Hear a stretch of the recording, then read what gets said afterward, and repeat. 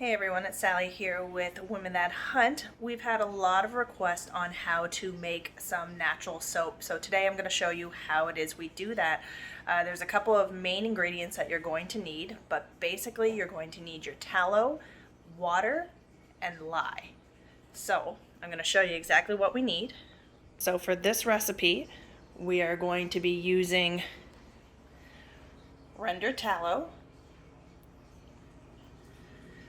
lye, which can be bought online. I got this at Amazon, distilled water, and optional is using essential oils and mica powder. Again, all available to be sourced online, or a lot of these things were bought at Michael's. You're gonna need a mixing bowl, goggles, a scale, and one of the most important things I say is having a thermometer. This thermometer I picked up at Michael's. It is a candle thermometer. It is important because we are going to have to gauge the temperature of the chemical reaction when the water hits the lye. You're going to need a mold. What I use, these great little bread silicone ones, Canadian Tire. They were like $10, but you can use a cardboard box if you want to. Something like a milk carton will do just fine. And a bonus is a hand mixer. You don't need to have it, but it saves a lot of time from having a hand mix. It'll take you a very, very, very long time if you don't have one of these. All right, so what I'm doing now is I'm measuring out the ingredients I am going to need. You want to make sure that your scale is zeroed, and I've got it set on ounce weight. It's very important to have the exact amount required for the recipe, because where it is a chemical reaction with the lye, you want to make sure that all the components match up so that it properly changes to where it's supposed to be. So my tallow,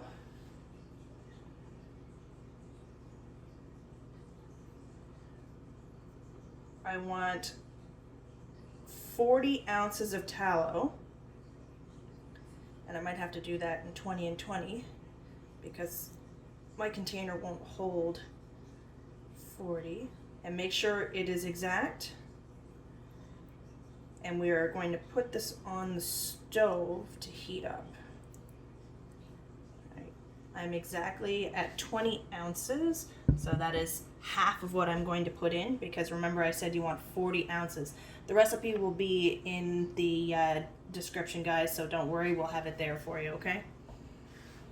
So this is our tallow that has been put on the stove.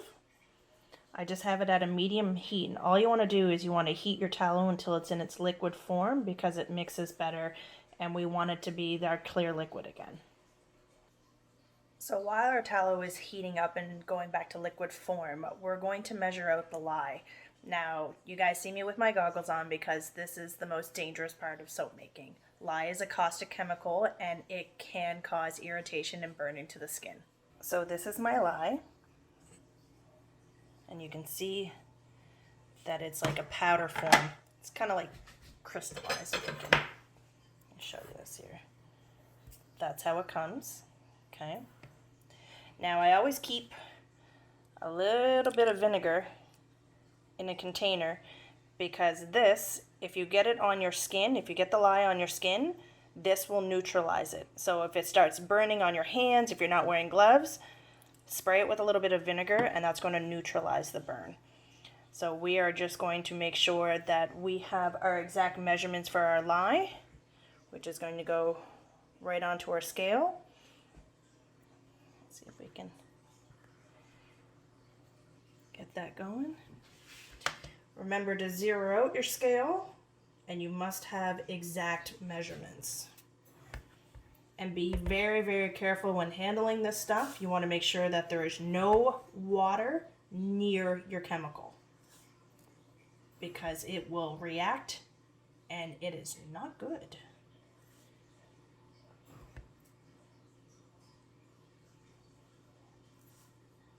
I'm just going to continue to do that. And for the recipe that you're doing, It is 5.4 ounces of lye. Once my lye is measured out for the recipe that we need, I have a clean bowl, and I'm just going to transfer that out of here. And anything that lye comes in contact with, like this, the spoon, needs to be thoroughly cleaned, and make sure it does not come in contact with water. I know that sounds ironic, but you're going to use a lot of water to rinse that off. So here we are measuring out our water. Keep in mind, my lye has been completely separated and away from my water. I have my bowl that I'm going to place my water in. And of course, I have my scale set to ounces. So for yours, it requires 13.5 ounces of water. So we will measure that out. Remember to be exact.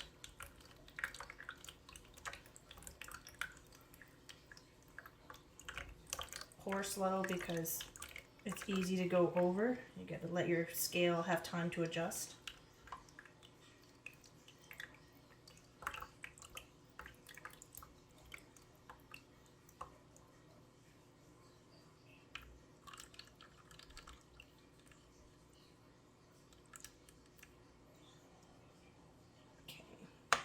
So 13.4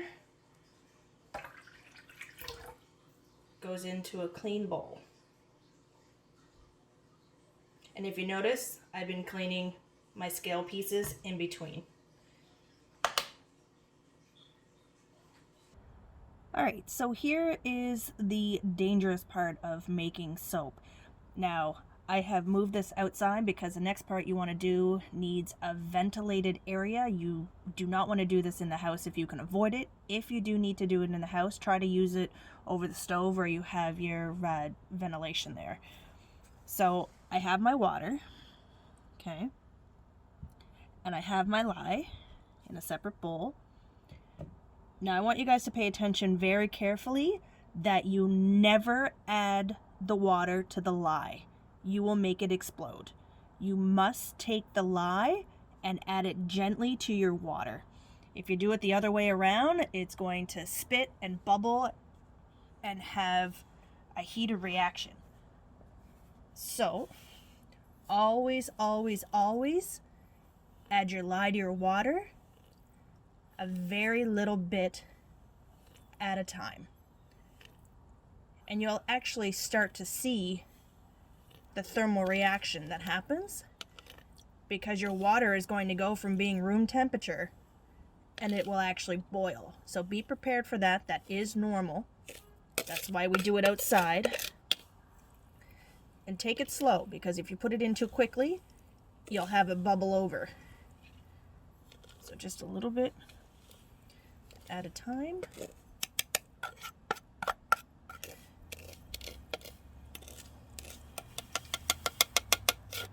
Make sure you get it all because it's important for having the right amounts of everything. Now, just to show you,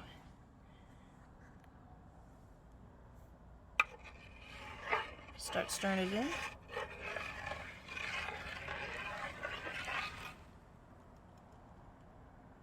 Can you see the steam that's starting to come off of that? You may not be able to see it, but this bowl is actually starting to steam because, oh, there we go. If you guys can hear it.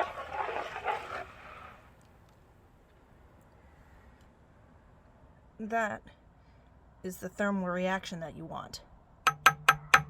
So we're going to leave this outside here. Remember how I mentioned that we had our thermometer? We're going to come back and check on this, and we want it to drop to 100 degrees.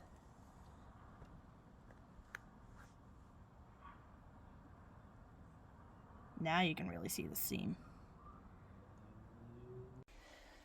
So while we're waiting for our lye to cool, I'm going to show you what happened to our tallow. Now, if this looks a little more yellow than yours, don't worry, because what I haven't told you is that I've added a few ingredients of my own that are part of my secret soap. So the process is the same.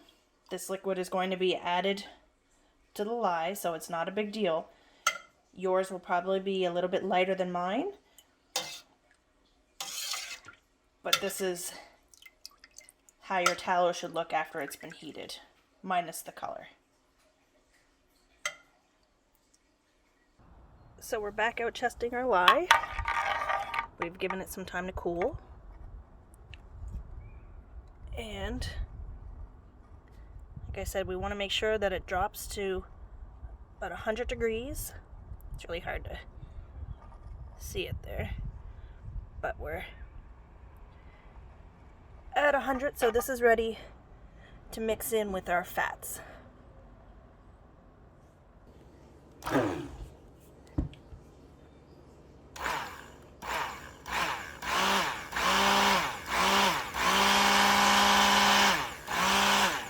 See how it turns?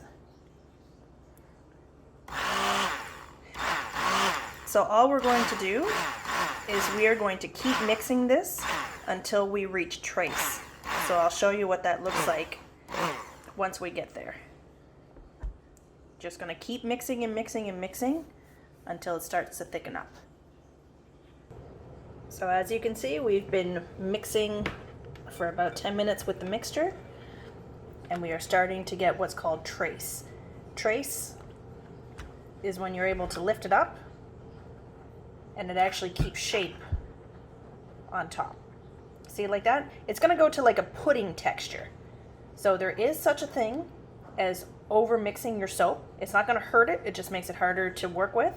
So if you get it to the point where it's getting chunky like butter, you've mixed it too much. So you really want to keep it at a pudding consistency, because from here you're going to pour it into your molds. And actually this is the stage that you would add any coloring that you wanted to add, like your mica powder, or if you wanted to add any essential oils. When you've hit that trace stage of your soap making, that's when you want to just put it in there and do it to smell. I usually use a couple of drops, and then depending on how strong I want it to be, just make sure that you don't overmix it because it makes it hard to work with, and just ensure that you're just mixing it for an extra second after you put your essential oils in. So this is showing you what trace looks like. And you can see how it's gotten to that pudding texture. So this is the optional part that you can do at this stage, is where you'll want to put in your essential oils, and it's your choice. Now I keep going until it smells the way I want it to smell, but I have a pretty good idea of how much I want to put in. It smells like oranges. And then also, if I want to put any mica in, this is food grade coloring, so it makes it safe. So you can see like that. And this is where the experimentation and then the fun happens. And I'm kind of just eyeballing it, because we'll mix it with a spatula at this point. Ooh, that looks pretty the way it is. We're going to mix this in thoroughly. Once I give that a really good mix, I'm going to put it into my mold. So I'll just keep mixing for a second. So now that I've got my soap mixed in thoroughly and all of my essential oils have blended and this color is blended, all I'm going to do is pour it into my mold. Just like that.